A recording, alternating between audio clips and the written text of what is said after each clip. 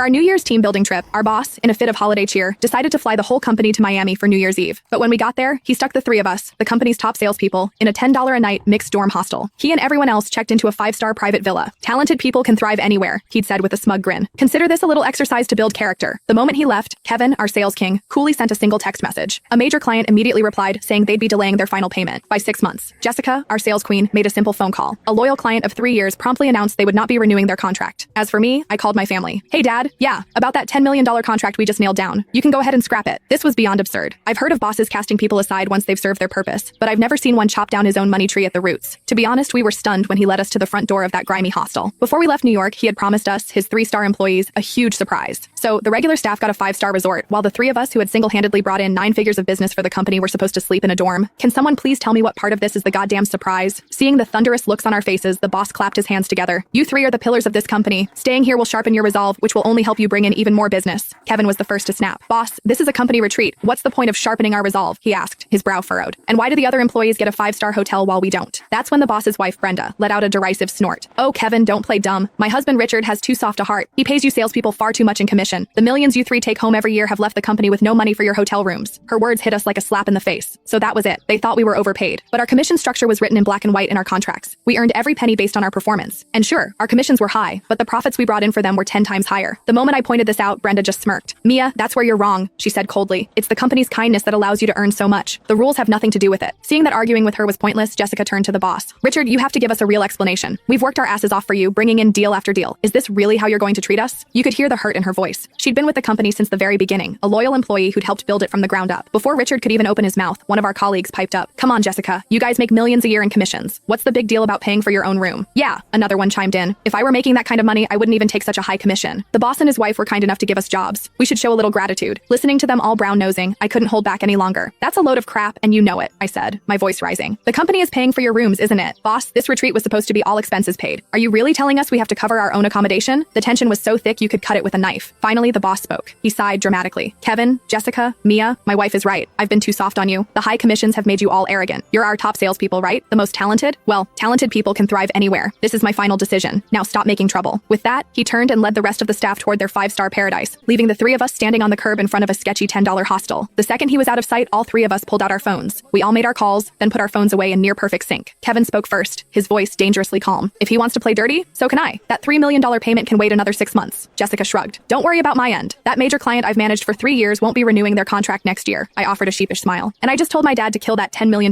deal. Truth be told, I was the youngest of the 3 and not quite as experienced as my 2. To read the full content, download Moto Novel and search for keywords on the screen.